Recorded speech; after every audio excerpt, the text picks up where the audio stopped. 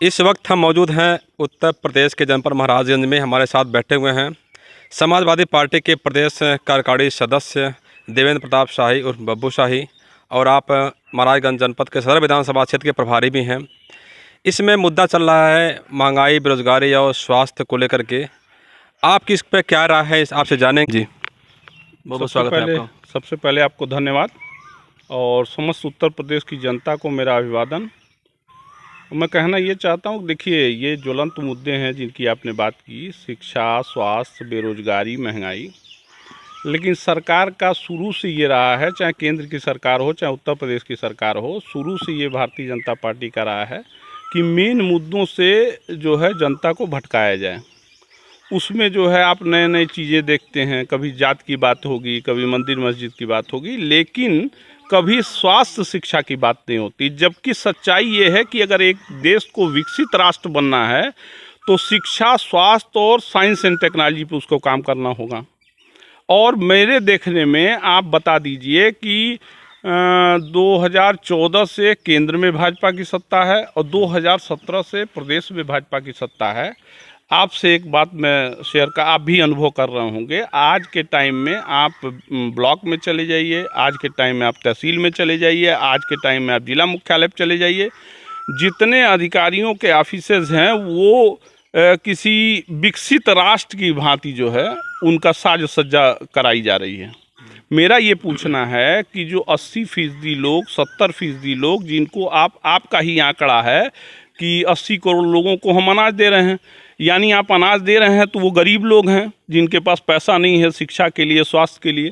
तो उन 80 करोड़ लोगों के लिए जो प्राथमिक विद्यालय और जो स्वास्थ्य केंद्र जो है, PSC है, CSC है, जिला अस्पताल है, मेडिकल कॉलेज है, तो उनमें इन 10 वर्षों में क्या उत्तरोत्तर वृद्धि हुई, कौन सी बिल्डिंग अच्छी हो गई, किस में बहुमंजिली इमारतें बना दी गई, किस में चिकित्सा की सुविधा आ गई, किस विद्यालय में प्राइमरी के अच्छे अध्यापक आ गए, अध्यापकों की तमाम रिक्त चीज वो हैं, भर्तियां हैं जिसमें भर्ती नहीं की जा रही। अभी देखिए 69,000 शिक्षकों का आया था, शायद वो अभी तक क्लियर नहीं हुआ है।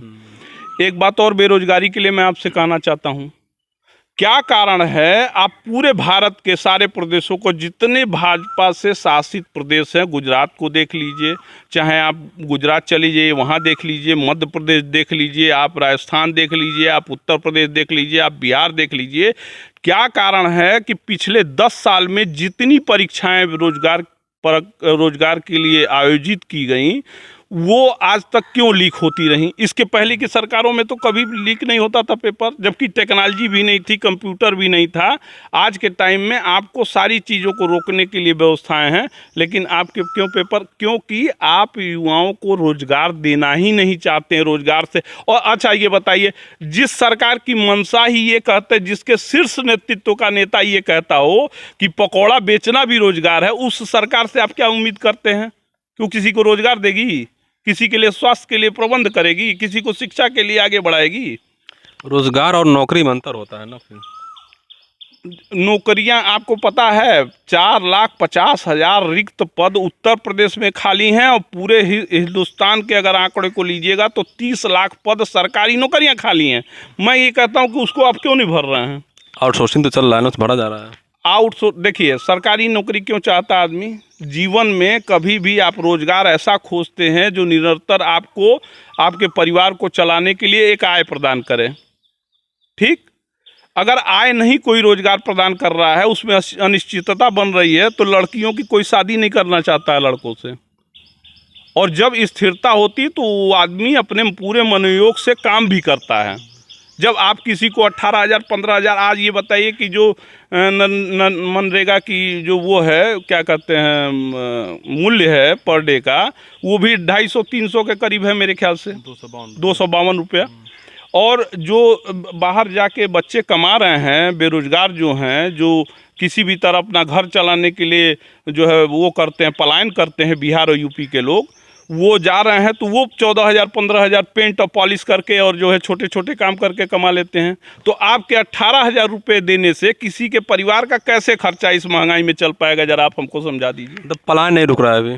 पलायन यूपी बिहार में पलायन सबसे बड़ी समस्या, और पलायन की ये समस्या है कि आपने जहां उद्योग विकसित करने चाहिए थे, अब जैसे कृषि प्रधान हमारा जिला है महाराजगंज, अगर यहाँ पराली की समुचित व्यवस्था कर ली जाए, डीएम और सारे लोग, तो जब किसान पराली जलाता है उसकी मजबूरी है 3,000 4,000 पराली इकट्ठा करवाने में मजदूरी चाहिए, वो खेती ही नहीं कर पा रहा है, घुट घुट के मर रहा है, तो वो कहाँ से पराली जलाने के लिए इंतजाम करेगा, आप बताइए।